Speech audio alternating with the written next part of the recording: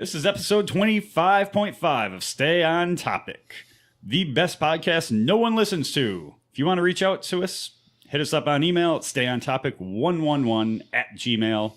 Hit me up on Twitter at Giltastrophe, or contact James at PostJM9 or Bob at Bob Ricotta. And now introducing the most underrated cook on Davis Street, Bob Ricotta. Thanks for having me, Chris. And the most underrated assistant managing editor at The Leader, James Post. That's fair. And I am the most underrated Arkham City combat player, Chris Gill. That's what you went with, really? Seriously, top 50 in the world, man. Top 50. Wow. I get no respect for it either. So weird week, more hurricanes. Yeah. Right as we're recording this, Hurricane Irma is pounding the Florida Keys. Yeah. Some of those islands are completely submerged. Yeah. Just absolutely devastating. And there's another one right behind it. And do we know when that's scheduled to make landfall? I haven't followed that one in terms of timing. I've been looking at the models a little bit, but it seems like they're so focused on Irma. Like they gave, was it Jose, I think? Yep. They gave Juan. No, it's Jose. It's Jose? They gave it to the interns to it's like, all right, let's put the A-team on Irma. And Joe, the copy boy, you track Jose for us. So it looks like it's on track to hit the Carolinas. Yeah. But hurricanes out in that area of the Atlantic have a tendency to do a U-eye and head back out to sea. So I don't know if it's going to do that. I hope it does that. Yeah, we can only hope. But yeah, it's Irma right now. I mean, you're talking you will be looking at 3 straight weeks of massive storms just slapping into the United States. Yeah. And I didn't read the article, but I clicked on the headline about FEMA going broke, which not shocking. To that end, President Donald Trump allied with a lot of Democrats. Yeah. To sign a bill for hurricane relief and for the debt ceiling. He's our president now. Yeah, I mean the pictures of him in the Oval with Chuck Schumer and Nancy Pelosi, just strange. It was, but it gives you just a little smattering of hope that maybe the Dems have figured out how to play this guy. My take on it is that Trump needs a win. Yeah. He's got one Supreme Court justice in the win column, and that's it. Yep. For 9 months. And that was going to happen regardless who came out of the Republican side. Yeah. And to me, this is just an area where Trump and Democratic leadership, their interests aligned on this. So, and what he craves more than anything is to be liked and to be popular. And signing a hurricane relief bill will help to that end. And man, if the Democrats can figure out how to show him this will make the people like you, this will make the people love you, maybe they got him. And I mean, it's already been established that he's got a base of around 20-25% that are going to like him no matter what he does. Right. So if they can show him some math that says, all right, if you keep acting this way, you're capped at 40. If you show some bipartisanship, you can bring in some of these people, in the middle right, the middle left, and this base is still going to love you. Yeah, it might work. I mean, he was never a real conservative. No, heavens no. He was once a registered Democrat. If there's any philosophy behind what he does, it's populism. Yep. So it's not inconceivable. No, I don't think it is. And I think the Democrats have figured out how to manipulate him a little bit. That's my hope. Yeah, I mean, and if he can find these issues like this, and I mean, obviously this is a special case. We're talking about the debt ceiling.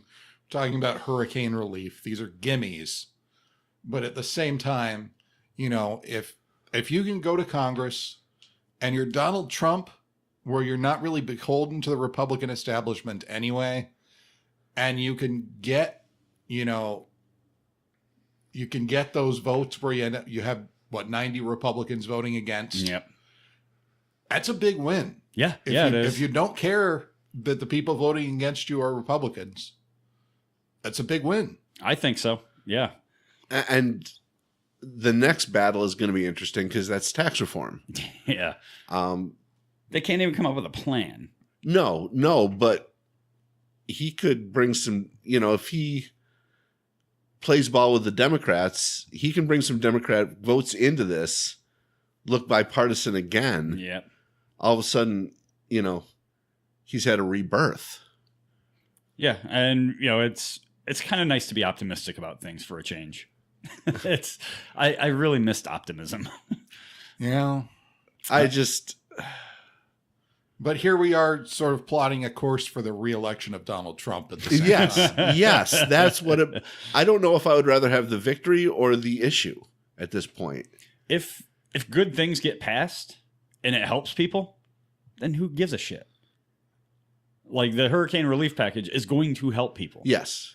And you don't play politics with hurricane relief. Well 90 congressmen did. That's kind of what I was confused about. I thought maybe you were hoping to have no hurricane relief. No. For Texas and Florida, and then in 2020, we still haven't rebuilt these places because of Donald Trump.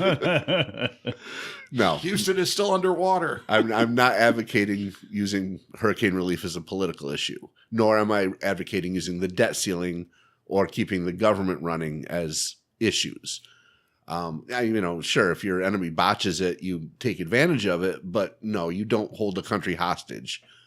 But with the tax relief or the tax reform bill coming up, there's a chance, as you said, if Donald Trump can work with Democrats and pass tax reform that helps the middle class, that is a stepping stone towards a re-election. Yeah, but are their interests going to align on that issue?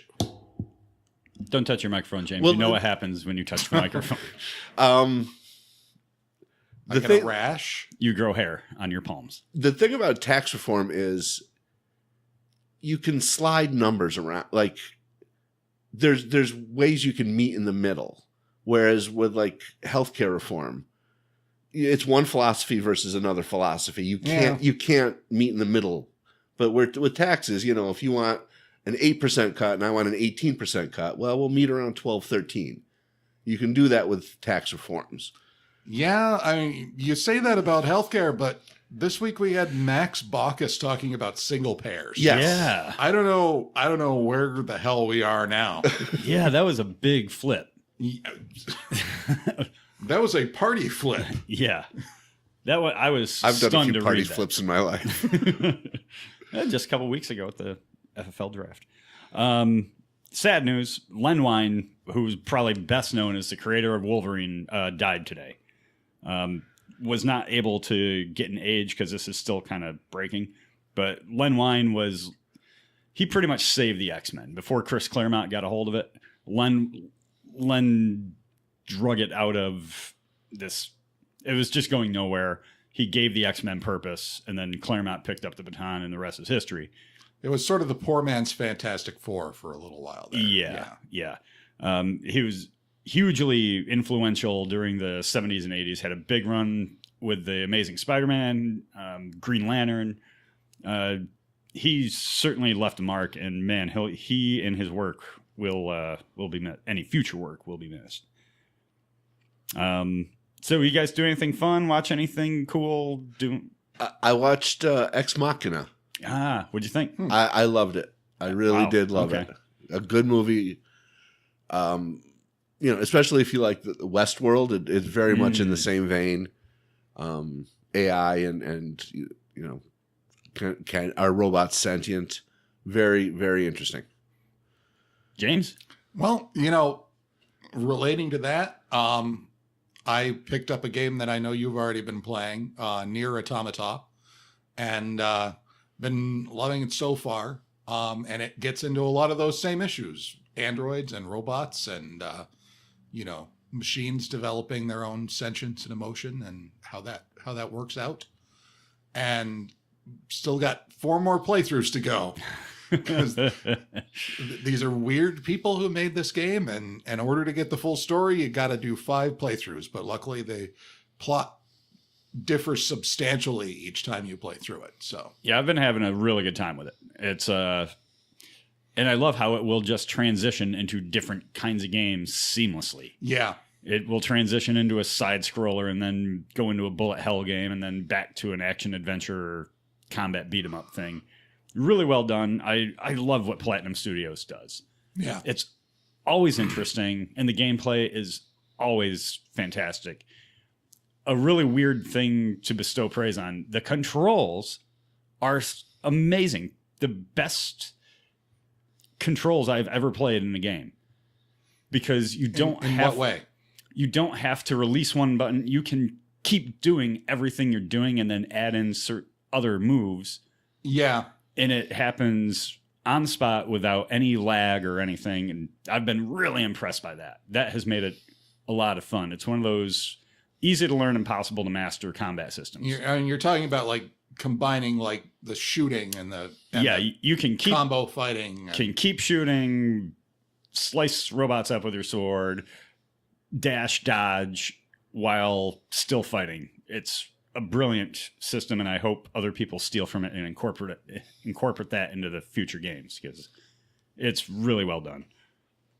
And just a really interesting looking game. Oh yeah, it's a little muted for my taste. Yeah, but I think intentionally.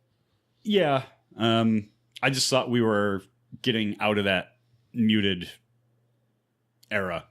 Now that I was hopeful we were anyway. So on to our main topic. We wanted to know what the most underrated bands and or acts and or artists. You have to distinguish, because this got confusing for some. Who are those bands that you think just never got their due, didn't get the recognition or the love that they should have got? And we had a terrific response to this topic. Yeah. I think we must have hit it at the right time of day or something for so many people to chime in. Bob, what are some of the submissions you got? Stella Wood Dupree said Bauhaus. Michelle Stranges chimed in with Ecstasy. Dustin Hewitt went with Hanson. Dusty. Yes. And Stella again came in with Live. Facebook really lit up. Ben Dole. And, you got to give Live something, because they were sponsoring cars at IndyCar weekend. Yeah. Ben Dole suggested Ram Jam, the Black Betty guys. Yes, yeah. I'm aware of that song. Okay. John Simcoe threw in Blue Oyster Cult, which, I mean, solid. That is a great pick. Didn't go for Police, which I was really surprised by. Charlie Crable had an interesting one. Huey Lewis in the News, he feels is grossly underrated. And I can see that if he feels that they were never recognized as musicians as much as, pop hit factories, Yeah, it was a good band, and everybody had sports. Right. So as far as popularity, they hit, Yeah, they got their due. But maybe they can shred and we don't know it because they didn't on The Power of Love or something. I don't know. Yeah. I don't know. Charlie, please follow up, because that's a head scratcher. Yeah. But he did follow up with ELO and Yes, which both good calls. Absolutely. Yeah. And that is a genre of music that I don't particularly care for. And I will agree that both of them are seminal in the prog rock. Yeah, if I was going to go deep on prog, I probably would have put early Genesis on my list. Oh, yeah. Yeah. But Gabriel Genesis. It's hard to put Genesis without getting sucked into Sussudio and Well, and that was solo. That was solo, yeah. But that era of I mean, Genesis gets confusing. It does. Eric Lyons, just like talking about Peter Gabriel, if you want to talk about his solo career, becomes confusing because. Yeah, Eric Lyon chimed in with Stray Cats and Fabulous Thunderbirds. I really liked his second pick. The Fabulous T-Birds were pretty great. Kim Sapone Benz only had one, Seven Dust. That's all she wanted to get across. She loves them. Me not so much. Yeah, it's, they're under. It's like Silverchair. They just never got the cred they deserved for whatever it was they did. Arthur Gill suggested Zakk Wylde and or Black Label Society. Absolutely agree. He is one of the best living guitarists we have. John Simcoe also suggested Peter Wolf as a solo act. Not so much with Jay Giles, but solo, man, his stuff was strong. Okay. I haven't heard enough, but I don't have any difficulty believing that. Right. Yeah. That's sums up my feelings too. Jim Ricotta suggested Adam and the Ants. Really? Yep. I love Adam and the Ants. I grew up on Adam and the Ants. You, sir, are no Adam and the Ants. And I can't call them under. They were a borderline novelty act. A little bit. And ouch. That breaks my heart. It really does, because I love them. But nah, I pass on that one. Jimmy Hoke suggested Head East. Scott Brower threw in Queensryche and Tesla. I think Queensryche is about where they deserve to be on the recognition scale. But Tesla, he's totally right. They got lumped in with the hair bands, and they were not a hair band. Yeah. So yeah, I love that one. Is there a prog metal category? Because I think that's We'll get to that. Okay, excellent. I'm interested to hear your explanation of who the hell it is that's on your list. Yeah. Ben Norgong, our buddy from the No BS Brewery, which is going to open here soon. KMFDM. We love my man. Yeah. Friend of the podcast, KMFDM. Yes, sir. Jeremy James, a musician himself, suggested the Abbott Brothers and Sister Hazel. And that was all from Facebook. Huh. Yeah. We did have, we'll do the Facebook or the Twitter suggestions. Nick Sandor had some really good ones. Jethro Tull, Steely Dan, Dire Straits, The Fix, which I thought was a really interesting pick. Okay. I'd like to revisit some of those. Yes. Dire Straits first. Mm-hmm. Almost made my list. Yeah. And to me, it's a matter of what was on the radio versus what their actual output was. And I think the same thing kind of goes for Jethro Tull. Yes. Jethro Tull, I was never into. I get why people appreciate him.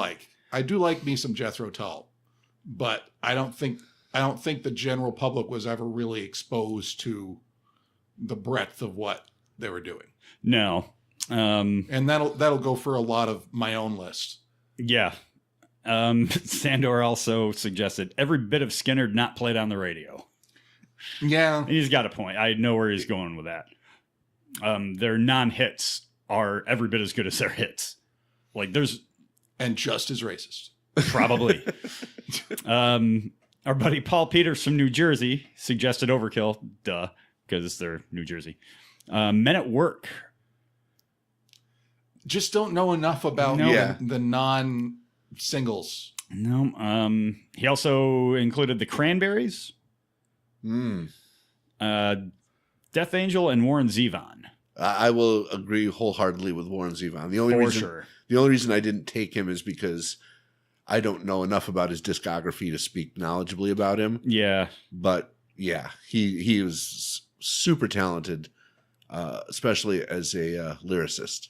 Yeah, no doubt. Yeah. Charlotte Smith included Cinderella, Mr. Big, and Air Supply. Did she? Okay, that Cinderella already is making me think of a story. I got a press release this week the local outdoor concert venue, Tags. Yes. Friend of the podcast. Please sponsor us. We're going to get us. Has a show coming up featuring Cinderella. And may actually have been this weekend. I don't remember. Mm-hmm. But anyway, they sent out a press release for last minute tickets. And the lead sentence was, "You know the songs." And my immediate thought was, do I know any Cinderella songs off the top of my head? I know maybe 2.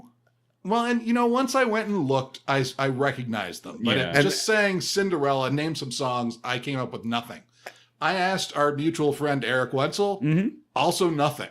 So, and this is probably an indication of Cinderella's talent or whatever. I get Cinderella and Poison mixed up. Like, Home Sweet Home, is that Cinderella or Poison? That's Motley Crue. Damn it! Yes.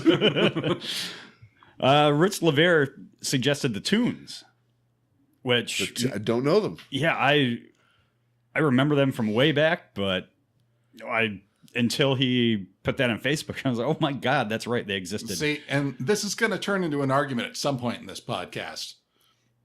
I really feel like to be underappreciated, people have to be aware of you. Yeah. Yeah, I agree. If nobody's ever heard of you, like we are you weren't underappreciated. It's or underrated. You were underexposed. Yeah. And so like we are not underappreciated. We're not underrated as a podcast. No, just nobody listens to us. And people have underrated us on spec by just reading the description and deciding, I don't want to listen to that. It's funny because I've never had a problem with exposing myself. Yeah. Last night, case in point. Our good buddy, best friend of the show, Lord Buffington, suggested Supertramp. Good call. Deep Purple. Yeah.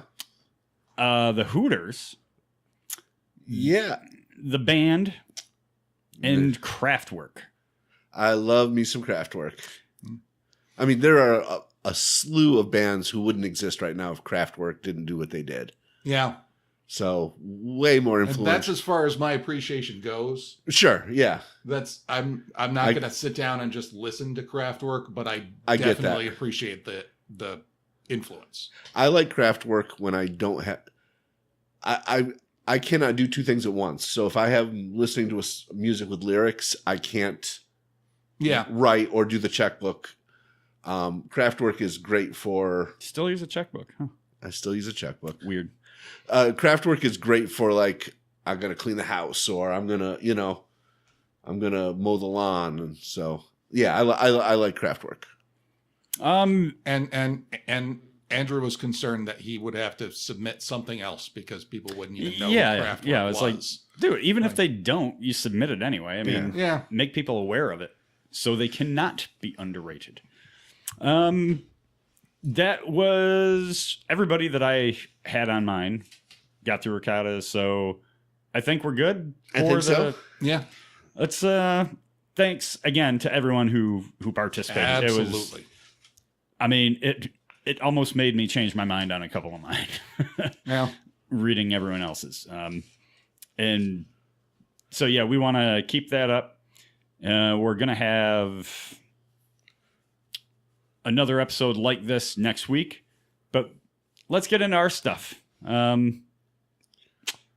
We want to go honorable mention now? Let's go. No, let's save that for last. Yeah. Okay. Once, we'll ruin a little of the suspense if people hear that their favorite band's only honorable mention. Gotcha. All right. Bob, lead us off. All right. And I want to make very clear that these are in no particular order. Same. These are just 5 bands that I consider underrated. And number 5 is Big Star. Alex Chilton's band. You may know the song September Girls or 13.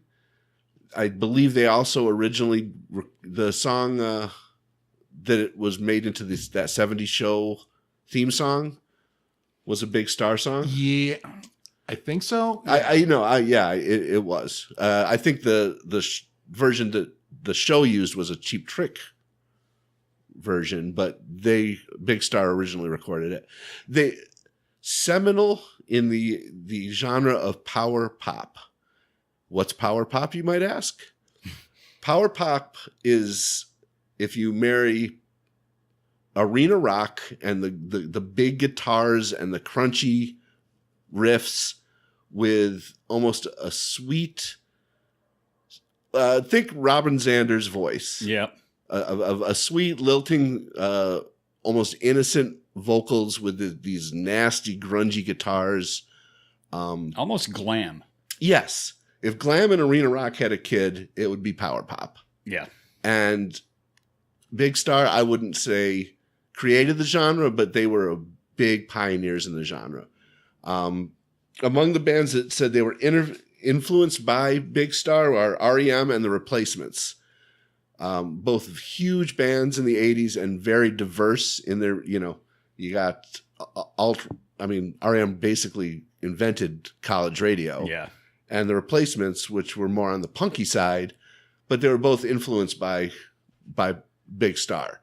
And the thing that Big Star did that a lot of the power pop bands before and since did not do is they added deeper existential lyrics to what was mostly a bubblegum kind of, boy meets girl kind of genre.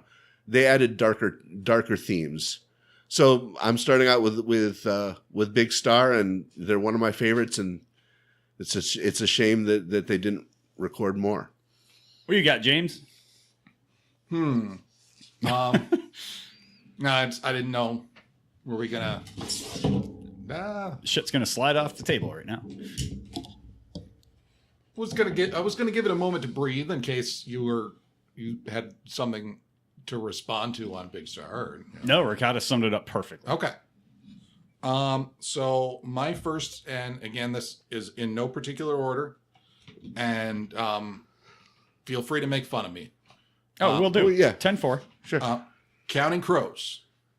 Weird pick. For knowing you, that is a weird pick. Okay. For other people, I'd say, no, not really. I feel like this is a band that got unfairly lumped into a post-grunge adult alternative niche where I don't think they ever belonged.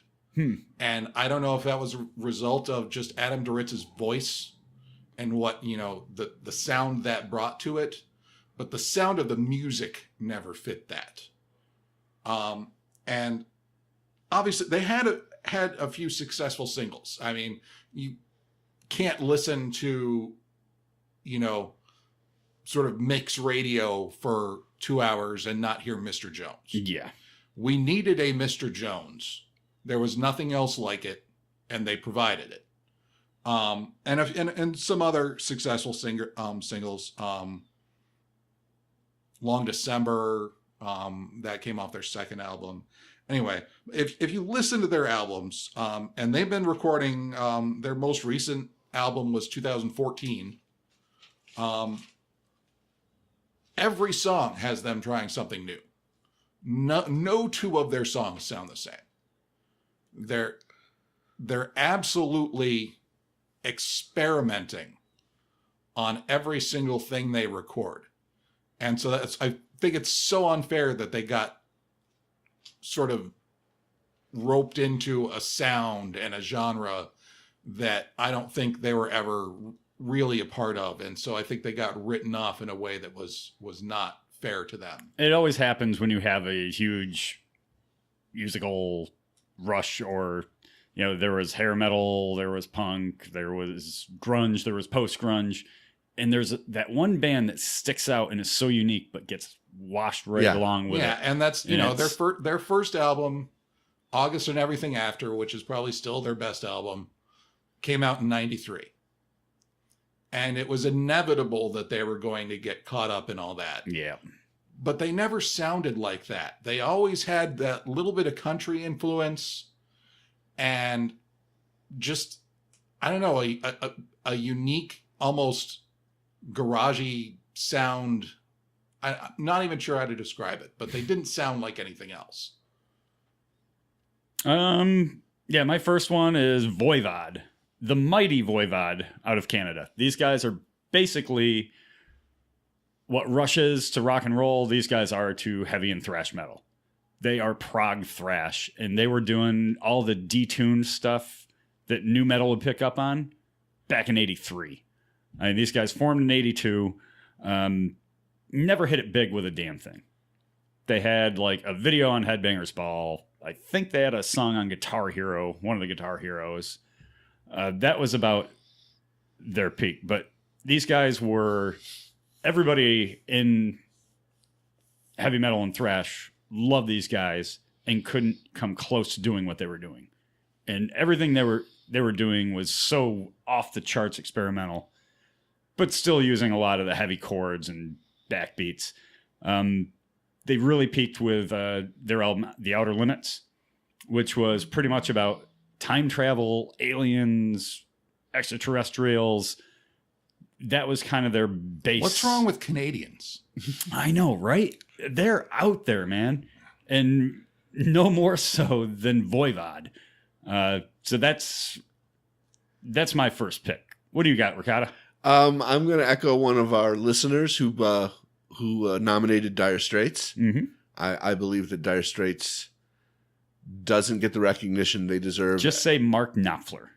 No, they're a cohesive band. So I did a little Wikipedia reading about Dire Straits. Their Brothers in Arms album, that's the Money for Nothing and So Far Away From Me, that sold 30 million copies. They were the first album to reach 1 million CD sales. Yeah. Well, I mean, there was an emerging medium, and they just happened to hit at the right time. They sold 1 million CDs. And I can see being an early adopter. If I'm like an audiophile, that's the music I want to buy on CD. Yes. Because I want to hear that sound, not on a cassette. Yeah. Or a record. They've Dire Straits has won 4 Grammys. They've spent 1,100 weeks on the UK album chart, which ranks 5th of all time. So how are they underrated? Because when you ask, okay, so who are the greatest bands in rock and roll? It's a long time before you get to Dire Straits. So I'm not saying they're unknown. I'm saying that they aren't appreciated for. You think they should be held in higher regard than they are. Right. By the populace. Mark Knopfler is considered the Rolling Stones 100 top guitarists, number 44. And I think he probably should be higher. Probably. Yeah. He doesn't use a pick. Right. The motherfucker doesn't need a pick. He should be higher. He should be a lot higher. In fact, that same one, they had Kurt Cobain in the top 10, if I remember correctly. Yes. Yeah, so the whole thing is really just out the window. Bullshit. So yes, I'm making an argument that they should be held in higher regard than they currently are. I mean, you put a Dire Straits song on, and it's a Dire Straits song, even if you've never heard it before. That guitar is unmistakable. Yeah. He's really created his own sound. That's hard. It's hard to do. There's a lot of guitarists out there. Yeah. You know how hard it is to create your own sound with that playing style and never have two licks sound alike? Right. It's pretty staggering what that guy's able to do. Yeah, and that's kind of what I got into earlier, and I tried not to get too far into it. They're a band where, if all you do is turn on oldies radio, you're going to hear Walk of Life, you're going to hear Sultans of Swing. Yeah. And that's money for nothing. Money for nothing. And that's so not representative of their full output as a band. No. Making Movies is the first 3 songs on Making Movies are probably the strongest 3 opening songs on any album. The Tunnel of Love, Romeo and Juliet, and Skate Away. Yeah. That's a great 1, 2, 3 punch. So anyway, Dire Straits. What you got, James? I got a phone that just shut off. Okay. And this is where we get into, we were talking a little bit before we started recording about the issue of what counts as underrated. And, you know, to me, it doesn't have, you know, as far as my list goes, I'm not concerned about commercial success. There are people on my list who are richer than God and have recorded, well, in the case of the one I'm going to talk about now, dozens of albums that have sold successfully. I'm talking about Respect on my list. RESPECT. So the next one on my list is Chicago. I driving up on the way here, I was like, I wonder if Chicago should have been on the list. Yeah, I'm with you. Preach it, brother. They get written off for their 70s and 80s ballads. The 80s were particularly bad for Chicago. But that's the thing. If you listen to the radio, that's what you hear. But it's important to note that every single album, and they've recorded 32. It's their output is unrivaled. It's ridiculous. Yeah. It's through the 70s and 80s. It was basically one a year. Mm-hmm. For every album that has "You're the Inspiration," there's also some just straight funk tunes and some acid rock. And basically every single album that has one of those ballad singles on it, that's the only one on the album. Yeah. Everything else is something completely different. And I think really if you want to get a sampling of what Chicago is all about, their sort of range of what they're interested in, what they like to play. The best introduction, best sampler of Chicago was the one they did themselves. Their first album, which was called The Chicago Transit Authority, has a intro track that is called Introduction. And it's literally just 7 minutes of them playing a bunch of different styles. From straight jazz to funk to acid rock to just all over the place. And I think that's a much better sense of what the band is than, you know, hard for me to say I'm sorry. Well, my daughter likes a band that incorporates, a lot of horns over, behind the rock riffs. Yeah. I'm like, just go listen to Chicago. Yeah. They were doing it like before I was born.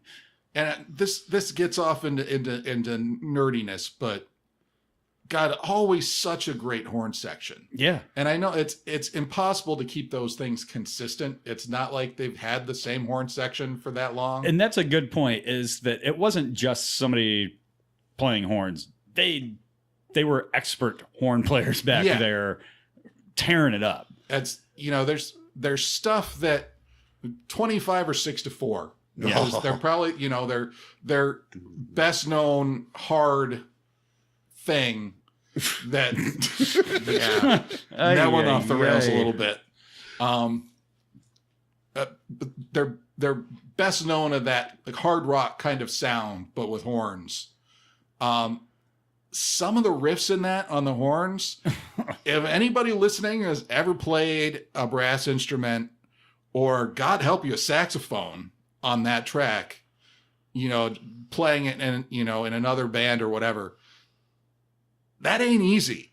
There's stuff that feels like it requires quadruple tonguing, and that's not even a thing. So you're hard and you quadruple tonguing. Yeah, I lost the so many euphemisms. Yeah, but no, just a band that's so much more than their radio play, and God knows it's not hard to go out and pick up an album, considering there's more than 30 of them. Yeah, absolutely worthy to be on in this 15 that we're doing. I don't think people pick up albums anymore. You mean make a playlist? I guess. Or download. My next one is the MC5. The MC5 created punk in 1967. They were doing short, explosive, angry music well before the Ramones, well before the Sex Pistols. This is proto-punk and arguably still the best punk, because the late 60s, there was a lot to be pissed off about. And these guys picked up on that anger when everyone else was doing the peace and love shit. These guys were like, no, no, we're pretty angry. And they put it out there. Their best known work is Kick Out the Jams. They didn't have a long life, but man, what they did was they started an entire new movement, and it just flew in the face of everything that was out there at the time. So probably the best band you've never heard of. Well, and I really don't mean this to be offensive. Your list is a little hipstery. Hipster? Wow. What? In terms of all the things I've ever been called in my life, that's a first. In terms of you seem to be gravitating to bands that were there before other people were, and that other people missed.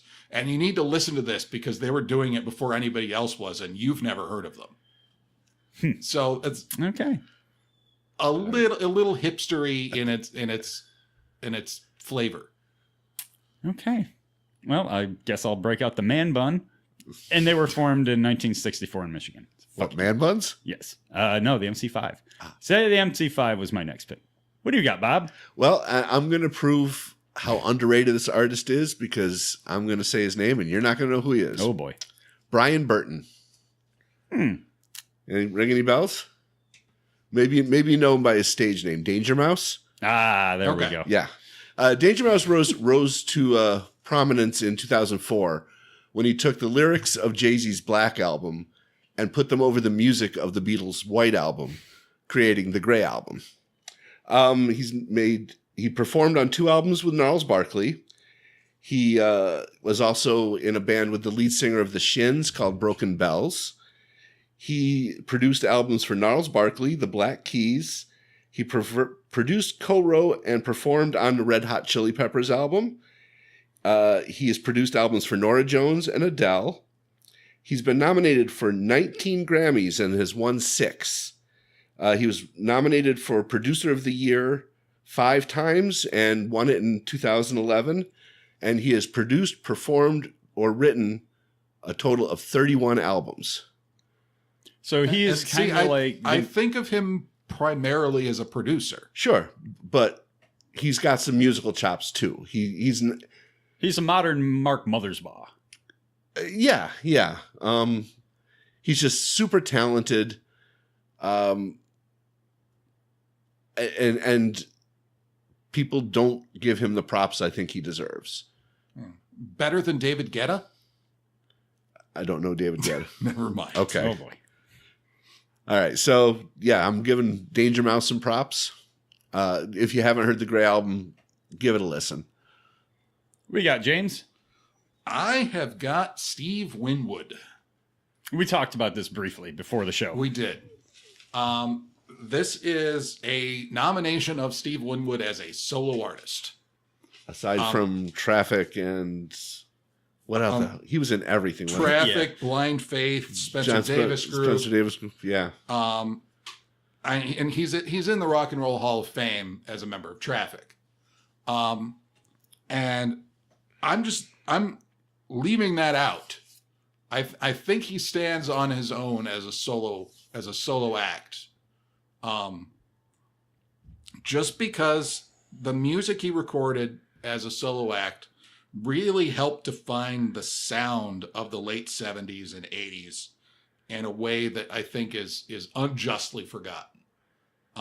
When you think about Higher Love, Valerie, Back in the High Life, Roll With It, Finer Things, While You See a Chance, not everybody who's listening may recognize all of those by name.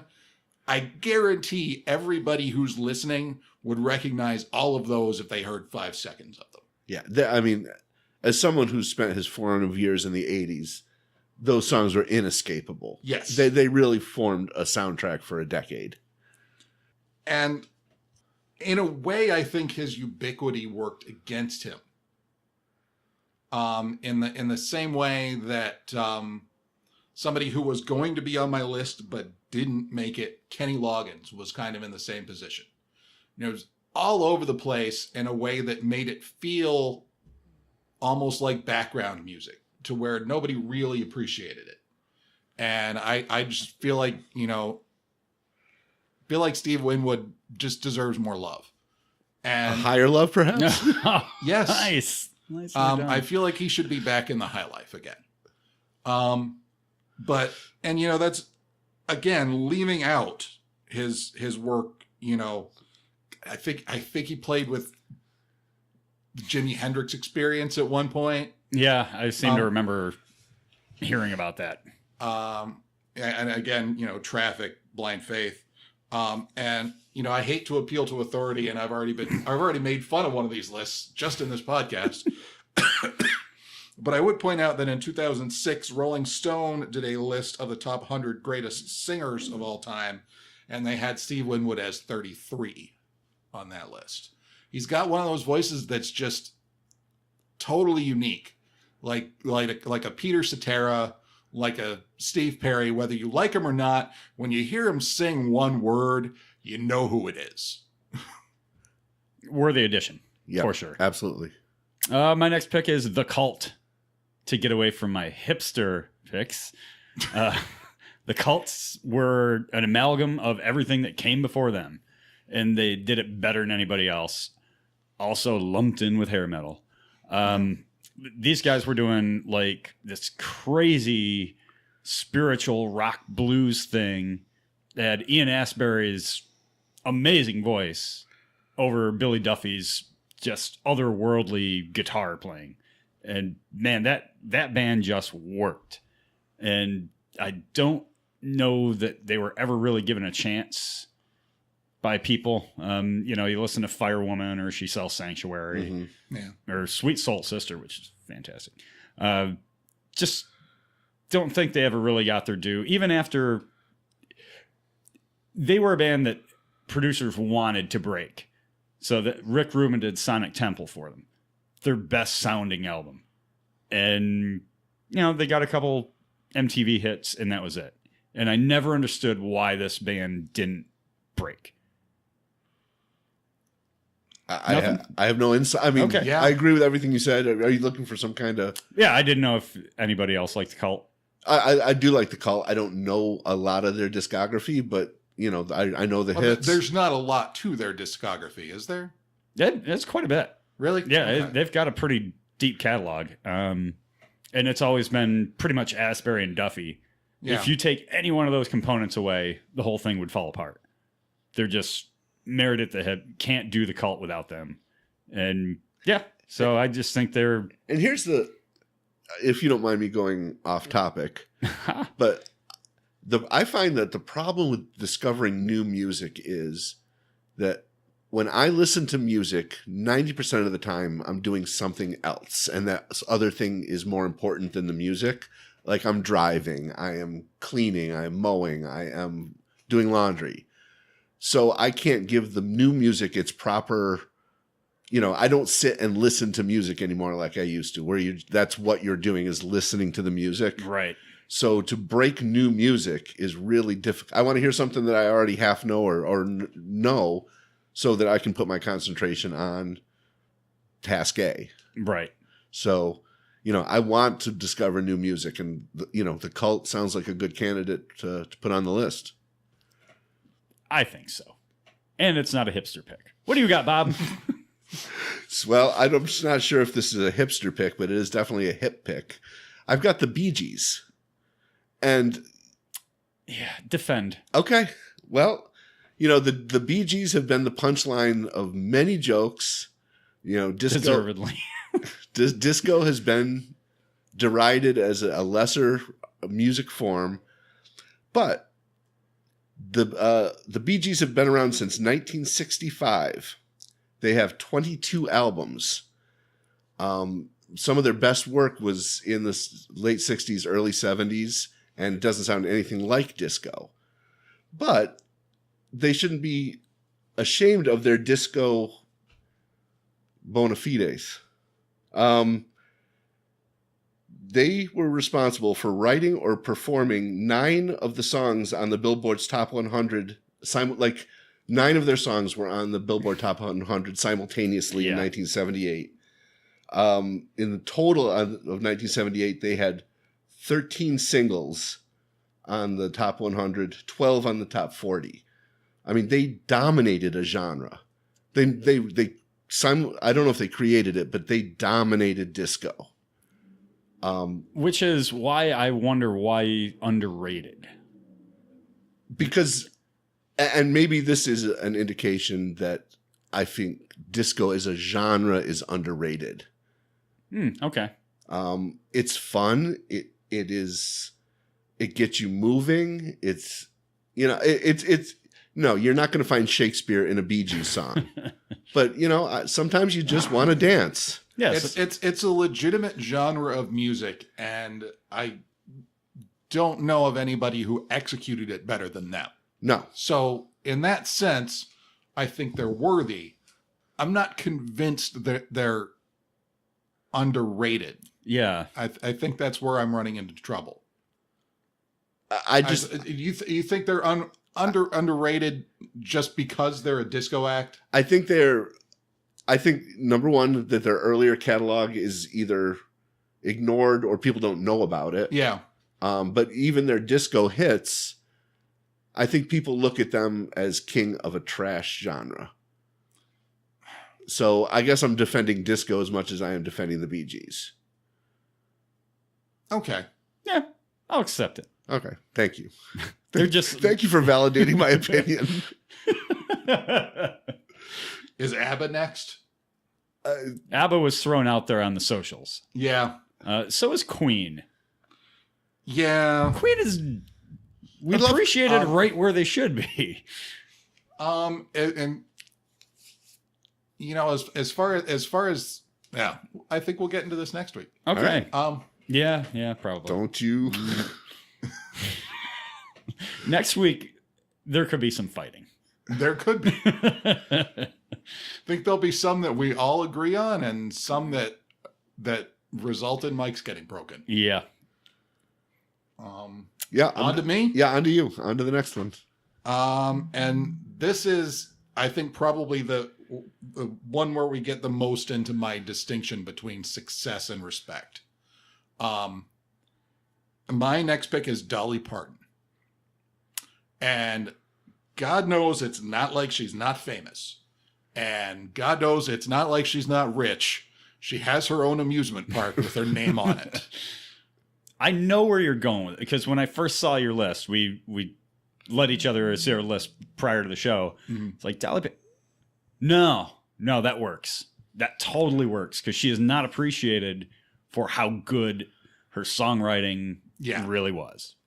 And that's it. It's at some point her career got mismanaged, or the culture is just assholes. And she mostly became a boob joke. Yeah, a sex symbol. And that's just completely unfair. She's a serious singer with a half century of career behind her and some amazing work in there. And I'd go for the obvious example first. There are people in the world who have never heard Jolene. Which is strange to me. Yeah, that should be taught in school. Yes. But even her poppier stuff was always something extremely well done. Well, it was extremely well done, and there was much deeper layers to it than people ever gave it credit for. I would equate her with kind of Lady Gaga of today. There is a lot of shit going on in Gaga's lyrics, but you'd never know it because it's real hooky, real dancey, real poppy. If you ever refer to her again as Gaga, she's Lady Gaga, damn it. Show some respect. She's been knighted. Of the House Gaga. First of her name. But that's kind of the equation I make between, like, Dolly Parton was just totally, great pick, James. Yeah. That's a really good pick. She's, she was having pop crossover success as a country artist when that was not a thing. Right. Yeah. Just a piece of trivia, but I'm just going to point out that her version of I Will Always Love You, much better than Whitney Houston, by virtue of relying on nuance rather than just volume. See, with your little hipster angle there. And I like Islands in the Stream with Kenny Rogers, even though no one else does. And the obvious boob jokes that come out of that. Yeah. and also I'll just throw in, if you like this kind of stuff at all, you really owe it yourself to check out the trio album she did in 87 and again in 94 with Linda Ronstadt and Emmylou Harris. Listening to that is worth it for the coverage of After the Gold Rush alone. The three of them? Yes. That sounds pretty good. Yeah, it's really great stuff. Good pick. I really liked it. When I first saw it, I was like, what the fuck? No, this is good. I'm going with Dream Theater for my next pick. This will surprise neither of you two. These guys were a bunch of art school students that formed in Boston in 85 and made the most proggy thing since Rush. They didn't just have keyboards in their songs. The keyboard became a vital thread through each song. And again, it wasn't background. Like, they were doing keyboard solos that would blow your goddamn mind. Yeah. Never made it big. This is another band that a lot of producers and record companies wanted to get big because they were so different and so insanely talented, but they just never caught on. A lot of it was their songs are too goddamn long for radio. Like, some of their shortest songs are 8 minutes. And then you have like the big medley where they take a whole bunch of classic rock songs and make one big medley out of it, and that lasts 15 minutes. But John Petrucci on guitar, this is a guy, Dave Mustaine does not give out compliments, but he honors John Petrucci's playing. Mike Portnoy is probably the best living drummer right now. And this just a terrific, terrific band. Portnoy is kind of like the modern day Keith Moon. He plays by feel. You really can't, as a drummer, you couldn't sit down and try to play a Mike Portnoy part because it's just too damn difficult. There are no rhythms to it. It's just what he takes from it. Unbelievably complex arrangements and subject matter. Probably why they aren't more popular, but it'd be nice for them to get a little more recognition for their musicianship, which is unbelievable. You know, for a minute when I was reading your list, for some reason my mind went to Dream Academy. Life in a Northern Town. Like, Life in the Northern Town just doesn't get enough respect. For that song alone. That song, going off topic, but that song evokes nostalgia in like a clinical way. Oh, like they went to school for 15 years to all become psychiatrists to write that song so that they could perfectly evoke nostalgia in one song. I cannot hear that song without being taken back to a specific time and place. Yes. It is amazing. And you're right. It's almost like they cracked the formula. Yeah. What do you got, Bob? Well, I'm going to pass because James and I have the same band as our number one. So we're going to talk about them together. Okay. So why are you passing? Just say it, and then we'll talk about it. Because then that'll ruin your big reveal. Do you want me to get mine out of the way to get yours? Because sure. Because I think it's going to probably be a three-way. Nah. It's about time. Ugliest three-way ever. My last pick before we get to really the pick is Death Angel. And Death Angel has a big scary name. They were discovered in 1982 by Kirk Hammett, and they were teenage kids just knocking around in a garage. Their drummer was 16 when they recorded their first album, and they became like instant celebs in the thrash underground. But man, as they matured... But you were not cool enough to hear them when they were first starting out. I was. That's why Chris is telling you about them. I actually bought their first album. No, they're very much a derivative of on vinyl of the Metallicas and Megadeths and Slayers before them. So yeah, these as they matured, it's a shame that they had the stupid band name that they have, because they probably wouldn't scare so many people away. Because if you see a band called Death Angel, you think, oh, it's a cheap Slayer knockoff or whatever. Yeah. But by the time they recorded Act 3 in 91, I mean, they had surpassed Metallica, Anthrax, all their peers. They'd surpassed them musically and certainly lyrically. Their lyrics are fantastic. They're super uplifting, which isn't really a staple in thrash. Usually thrash is what you're angry about, or, war and insanity and all that. And they were doing like this, no, fuck that, believe in yourself kind of stuff that nobody else was doing in that genre. Yeah. And as they matured, they just got so much better. And right now, they're not probably, they're better than Metallica right now. Wow. And that's not hyperbole. They are so far beyond what Metallica is doing, songwriting, musically, and it's just a real just shame. By virtue of being young enough to still play well, or no, it's not that.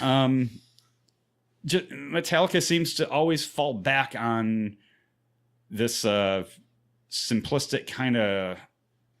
I don't know the word for it. You're a music head. You'd probably know the word I'm looking for, but Metallica always falls back on very simple lyrics about the same subjects that they've been singing about for 30 years. Yeah. Death Angel switches it up. They can talk about interdimensional travel and, being true to yourself in the same album. And they do it perfectly. So that was mine. And every once in a while, they throw in being true to your school. And terrific live. Some a few years ago live. Holy shit, are they good. So yeah, let's get into it. The one that probably everybody listening knows we're going to put out there. Go. It's got to be Rush. Yep. It's got to be Rush. And again, this is one where it's not about, they've had a lot of success. It's not about whether they made money or not. They got pigeonholed into this band that it seems like only men of a certain age listen to. And it's just not fair. There's so much there that's for everybody. I'm going to make a bold statement. You have the pantheon of rock and roll. You have the Beatles, the Stones, the Who, Pink Floyd. No, Beatles, Stones, Who, Zeppelin. Yeah. That's the pantheon. I say Rush deserves to be on that Mount Olympus with them. I can't argue against it. They are so good. I mean, just the musicianship is so precise and so clean. Is that the right word? Yeah. I don't know. They're just technically great. Yeah, but not in a way that's robotic. In a way that is this is what we're conveying, and we're going to do it perfectly because that's important to the message we're putting out there. Also Canadian. So they're weird. Yeah. It seems to be a rule. But weird in an interesting way. I mean, there's an idea in every song. They're smart. Yeah. Yeah. I guess particularly after Peart started doing the lyrics.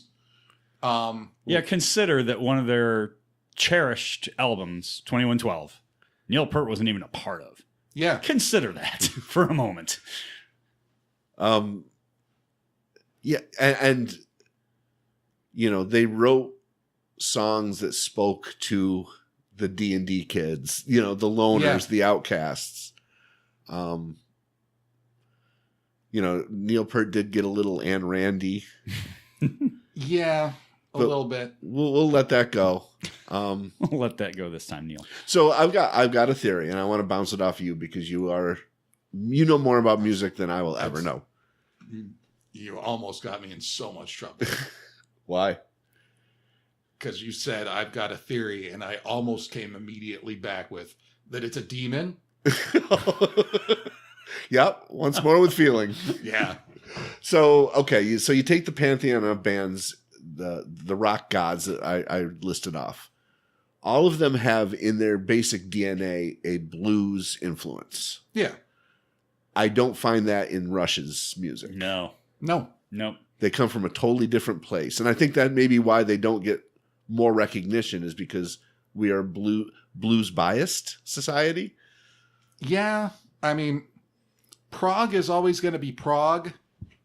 In a way, I mean, I would love to see them recognized in the same sentences as Zeppelin and the Who, and but in a way, when you decide to make something progressive, you're giving up your chance to be the establishment, right? In the way that the Beatles and the Rolling Stones were.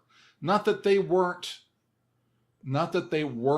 groundbreaking, but there's a difference between that and choosing to be a prog band. I can see that. And I don't think I'm contradicting myself. But I think it's a trade-off they knew they were making. That they never expected to appeal to everyone. Never planned to appeal to everyone. But I think 40 years later, looking back, when all the music is available out there on your streaming services and your Netflixes and your whatever. You sounded so old just then. That was the point. I think there's something for everybody in the Rush discography. And I think we've passed the point where it's prog anymore. It's now just part of the landscape. I agree. Yeah, and the thing I always loved about Rush more than anything was Lifeson's guitar. Like, he had some incredibly complex arrangements that he made so simple. We could, if we were going to do a show about underrated members of bands, if you're going to talk about Rush, people talk about Geddy Lee's voice, Geddy Lee's bass all day. They'll talk about Neil Peart's drums. Nobody's going to talk about Alice Lifeson. I love his Listen playing. to La Via Straggiato. Oh my God. And tell me that guy's not one of the greatest guitarists. Yeah. He's not a shredder, but he doesn't need to be. No. It's not about the shredding. It's about the arrangements and how it... I mean, usually the bass and the drums are the foundation of a song. Rush is totally turned upside down. Yeah. The guitar is the foundation for the songs. And the bass and the drums just complement that. And that's what I've always found really fascinating about Rush, when you listen to him and break it down. When he has a chance to play a solo, and you hear something like the opening of Straggiato,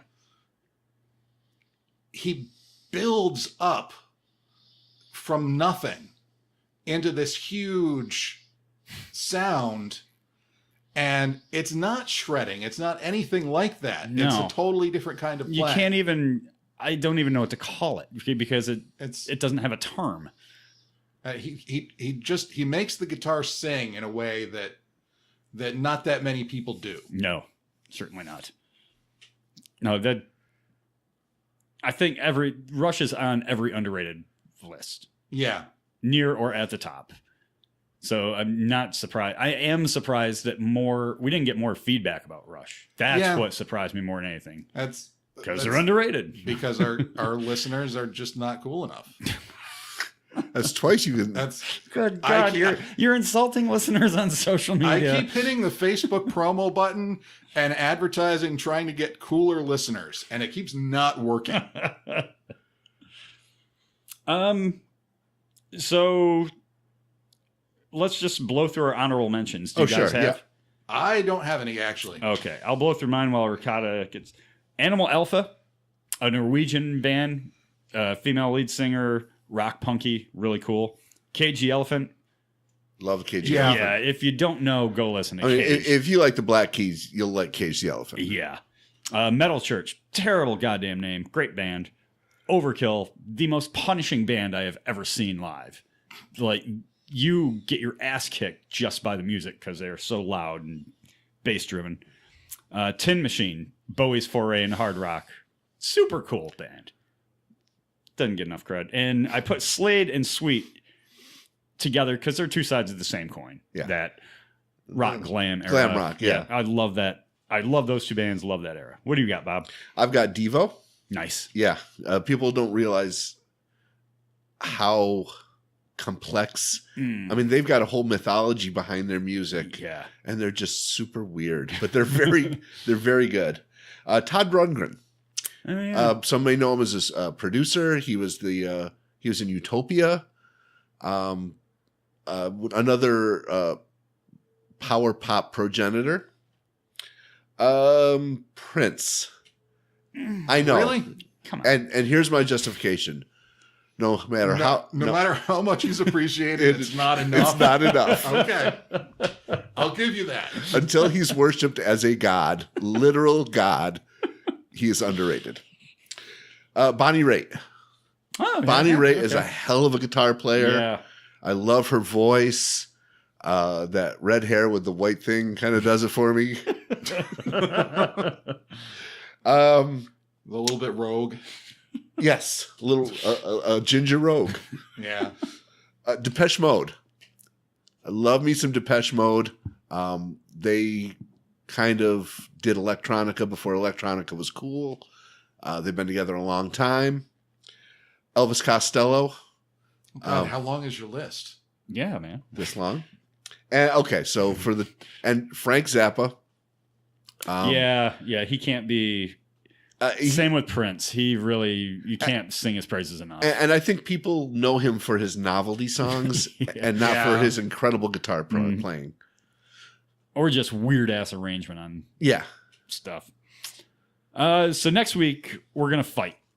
Next week is going to be our top 5 most overrated bands. Yeah. This is no doubt going to cause some kerfuffles. I've already got my list. I'm just going with your list of underrated bands.